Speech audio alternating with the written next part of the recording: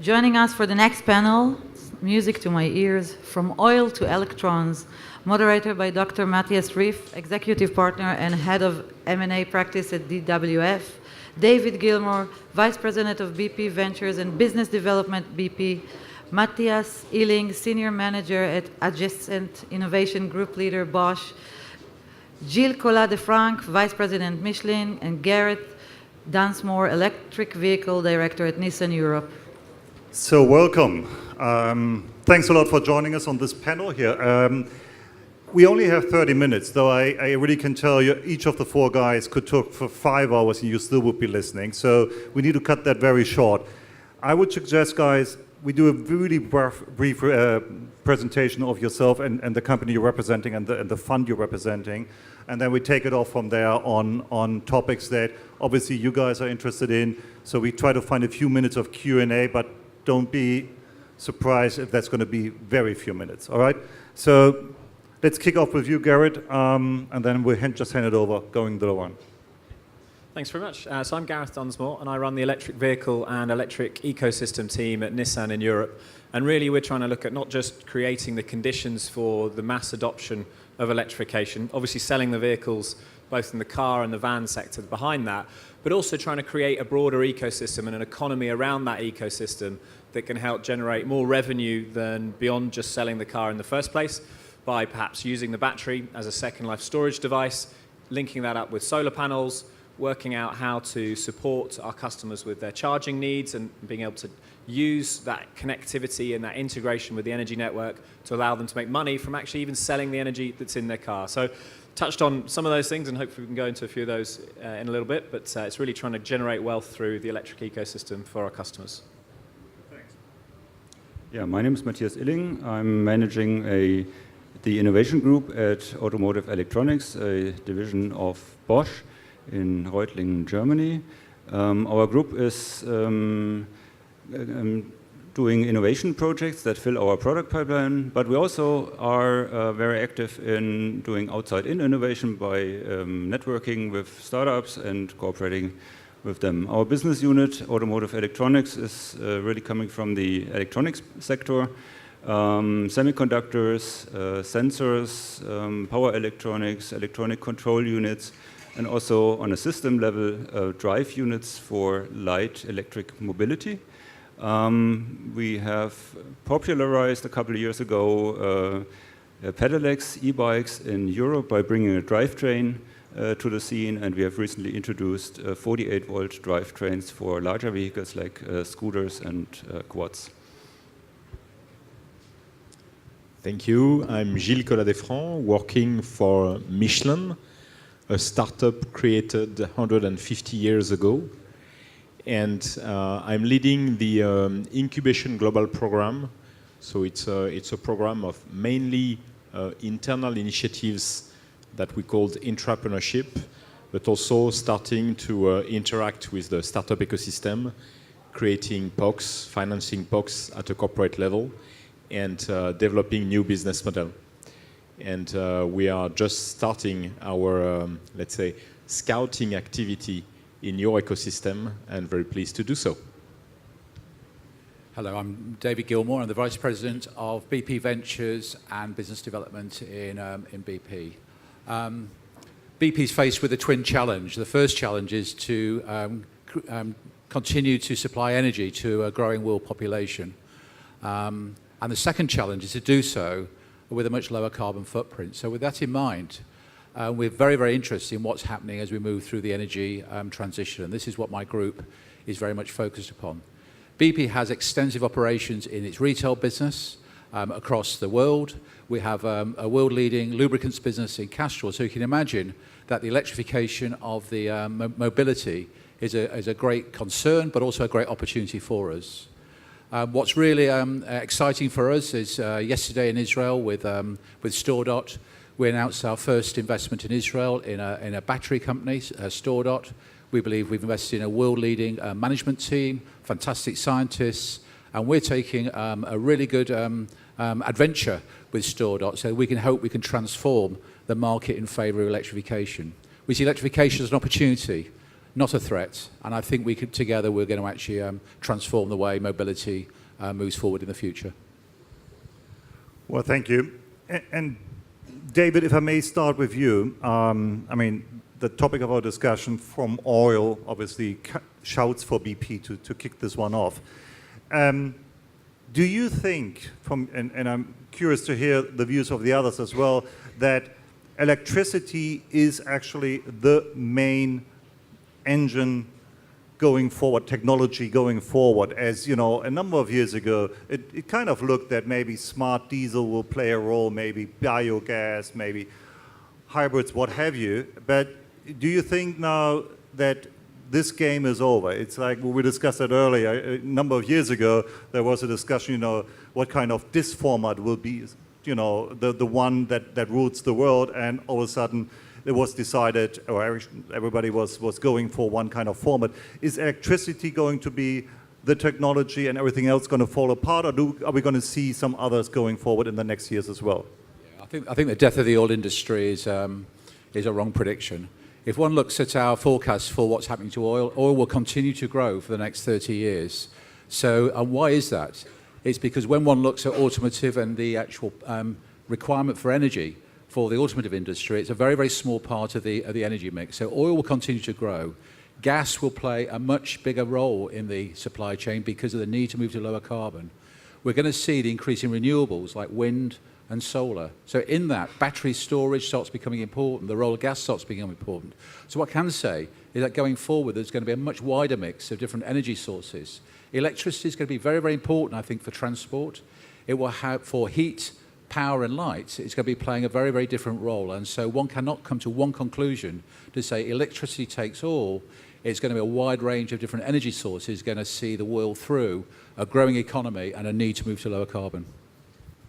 Just follow-up question on that. I fully understand what you're saying, but is that also with regard to cars specific?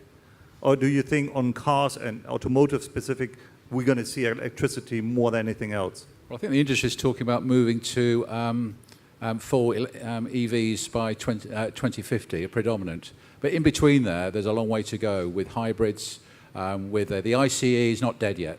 There's still a lot we can do in that area. So I think for the next 10, 15 years, again, in transportation, we're going to have a wide range of different business models.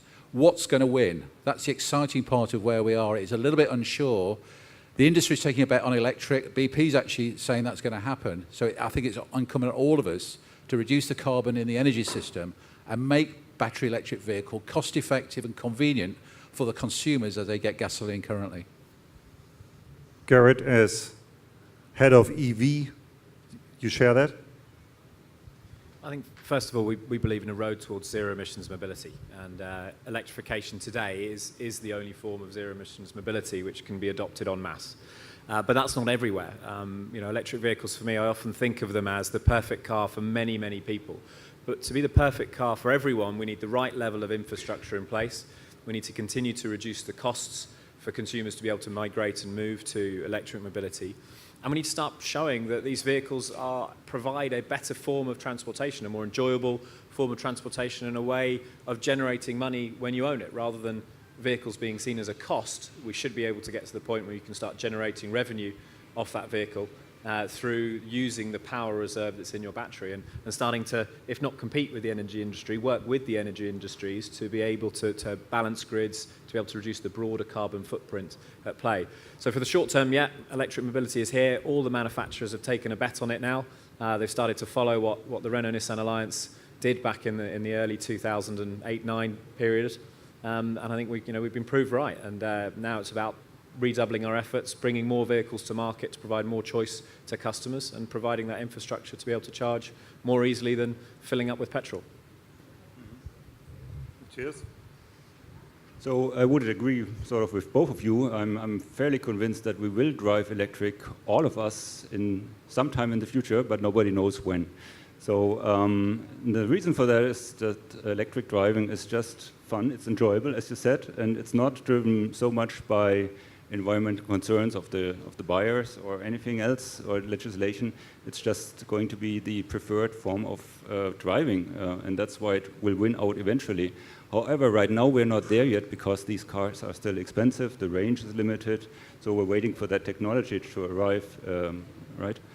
And what can happen, you can see with, for example, the example I mentioned, e-bikes in Europe.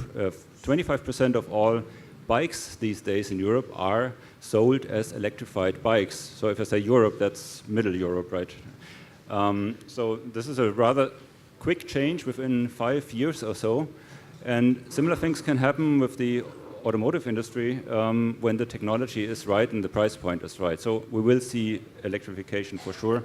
For now, the ICE is indispensable, and we're not at the end of the development. I can fully agree.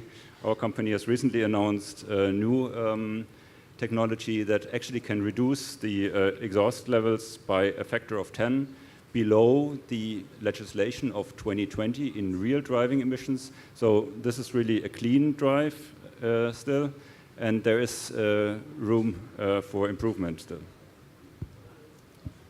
What I can add is through our eyes with Michelin as a tire supplier, but also service provider, is that oil to electron will occur if all the ecosystem works together.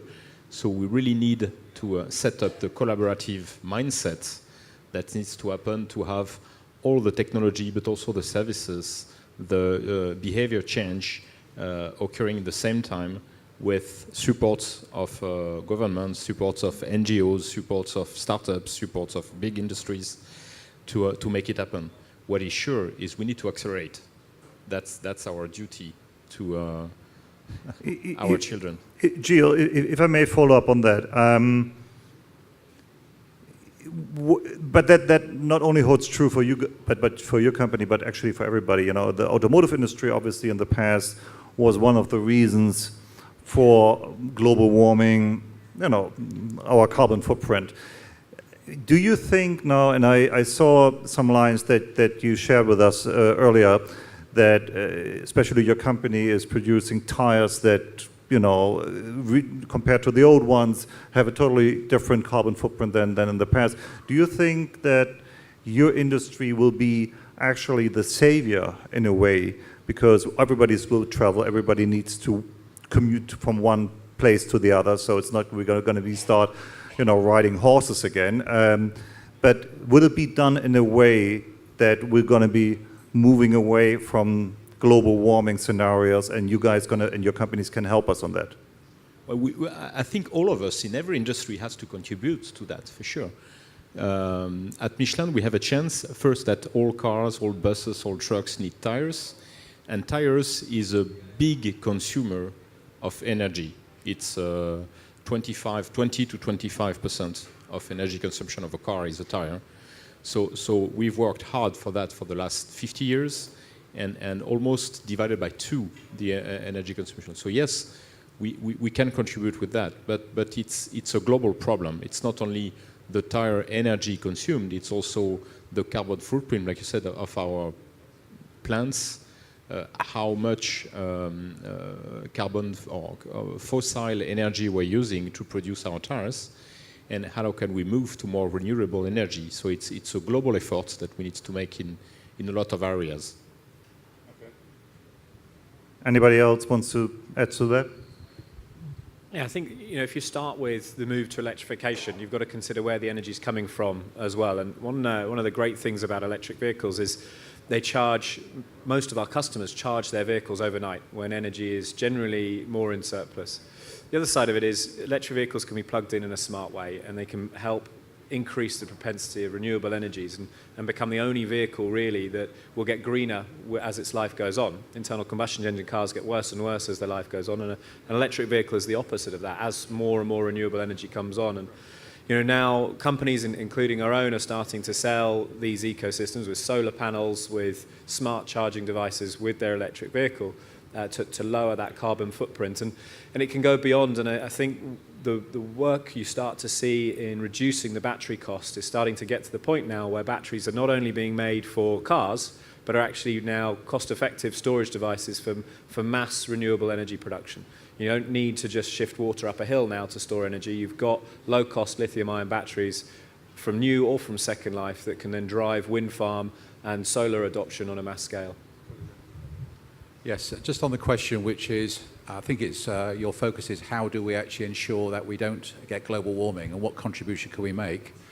I mean, our analysis shows that if the world shifted significantly away from coal to gas, that would probably be the single largest measure at present, given the emissions from coal. So I think one needs to put transport in against the context of the whole of the energy system and understand what role we play. So coal to gas will be a huge reduction in CO2 emissions. The second area, if you really want to change behaviours, then a price for carbon would actually help enormously. And we believe if you could set a price for carbon that was realistic, it would ensure that renewable technologies, all of us are actually dealing in that area, will become more likely to occur because you'd be able to more readily see a return on your investment. One of the biggest issues I think we face is around technologies that release carbon dioxide, and government needs to support the creation of carbon capture industries so that the CO2 emitted from power plants are captured or the CO2 is utilised in industry. So for example, we've invested in a startup company called Solidia. It takes CO2 and actually traps it within cement permanently. It's a better cement and concrete which comes from that. If we could find those technologies which would capture CO2, then we'd actually take a step there. That's not to say transport plays an absolutely critical role. I come from the aviation industry. There are few alternatives to jet in the aviation industry, whereas in the automotive industry, we can move to electric. It's harder to see that in heavy diesel, and it's harder to see it in aviation. So we've got a big challenge on our hands for transport to make its contribution. There's lots and lots of other things we as consumers and as government need to do to make that happen. Yeah, very good point. I don't know, Matthias, you want to add to that? Otherwise, I'll move on. And actually, let's for the last 30 minutes or so, let's talk about what you are looking for, what your company is looking for. I mean, there could be no place in the world, honestly, where you should be other than here today, talking to the automotive and logistic tech scene. So, you all obviously have criteria, you have wish lists. So, share your wish list with us. Share with us your thoughts. What are the companies, the technologies you are really looking forward to explore today, to talk to people today, so to understand how can that room connect with you even better throughout the day, the discussions that you already had. Again, starting with Matthias, maybe? Maybe I can start off. Yeah, so this is really an exciting place to be, and we are very interested in this startup scene here in Israel. We have an office here in Tel Aviv, both a venture capital office and a research and technology office. So we're looking both for investment opportunities, of course, on the venture capital arm, but we're also looking for cooperations, inspirations, of course, through our research and technology office. They connect startups with our business units, and we help them to do so, and we're engaging in cooperations with them already.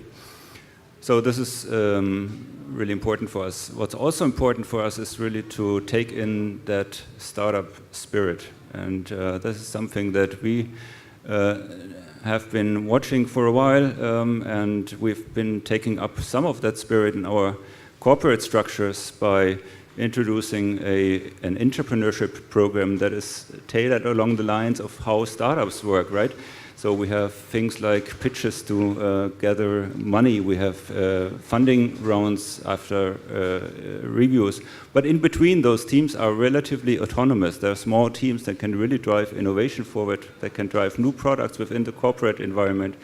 And this is one of the inspirations that we take from the scene here as well. So maybe topic-wise, in a sense of technologies, what are we looking for? Light electric mobility is one of the things that we are interested in.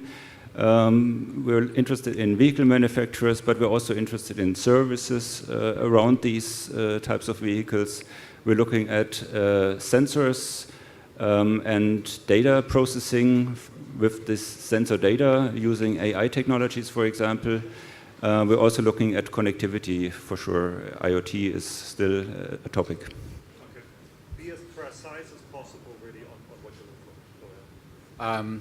I'll focus on automotive. So we want consumers to have the same convenience experience they currently get with hydrocarbons. So we're looking for batteries and battery solutions that enable charging within 5 minutes. And we need to understand both the battery chemistry, hence our investment in StoreDot, the battery management systems, the information which comes from that, the connection to the grid, so technology which connect to the grid, how we actually can store power so that we can actually get that rapid charging, and therefore how the battery connects into the grid, which is following my colleague here. All those areas. So we also see that there's a move to ride sharing. So those cars are going to be on the road for 24 hours a day. How do we get predictive maintenance in place? How do we ensure location and where those cars are traveling is so convenient that they're off the road for a minimum amount of time? As we move to autonomy, we're going to need automatic charging, we're going to need robotic charging, induction charging, different ways of charging a vehicle. There is no obvious solution to hydrocarbons at the moment for heavy duty or for aviation. Bioproducts, if we can get there. And finally, I won't say something about automation, but upstream is a big data solution. How have you got the technology coming out from Israel Tech, which can allow us algorithms and understanding of machine learning and AI, which takes big data from miles below the sea and allows decision-making tools for our engineers to optimize production, because we need to produce more energy, but also do that with a lower carbon footprint. On our side at Michelin, first, of course, we're looking for technology that can be useful in a tire. So all new elastomers or new additives that can radically change the compromise of performance of a tire. Yes, we are looking at it. We are looking also on technology that allow us to become biosourced, and that's very important for us for our carbon footprint. But more than that, we are looking at trying to make a tire connected, and I can tell you that's not a lack of willingness that a tire is not connected today. It's probably the most important part an important part of a car that have a lot of functionality that is not connected today. So why it is not connected? Just because sensors are very intrusive into the functionality of a tire. So that's what blocks us into putting it in global markets. So all what can reduce the size of the sensor, the intrusivity on the function of the tires, the weight interact with the rubber, etc., is very important. So that's a big area we're looking for. And more global than that, what we are doing also is expanding our services. You know, Michelin is a tire company, but is developing also in fleet services. And we are starting. There is some segment where we are not selling tires anymore. We are selling kilometers or tons per kilometers. So all what can help us to enhance those services, like blockchain in assuring that the information, or we can build on information very regularly, or artificial intelligence to help a better customer service to our customers. That's another area where we're looking very, very hard.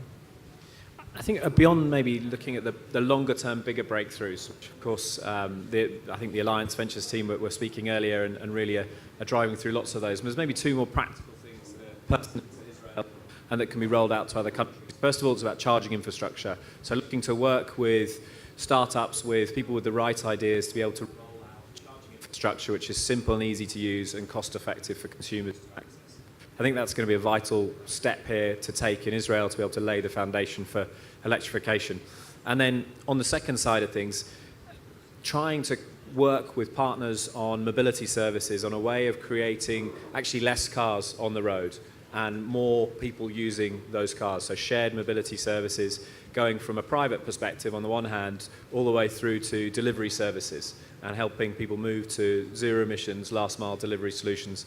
We're all starting to become members of the sort of Amazon generation. I'm not sure if that translates in every country, but it certainly does where I'm from. And we cannot do that alone as a business. We can build the cars, but we want to work with people to be able to build the right connectivity to bring those cars to the right businesses and people. Hear you. So sometimes it's good to have a German on the stage, because actually I made it that these guys have 5 minutes left, and I want to hand these 5 minutes not to them but to you. So can you, those of you who want to have a question to each or any of the panels quickly stand up and I'll give you the mic. Come on. Can the panel members guess which year? There you go.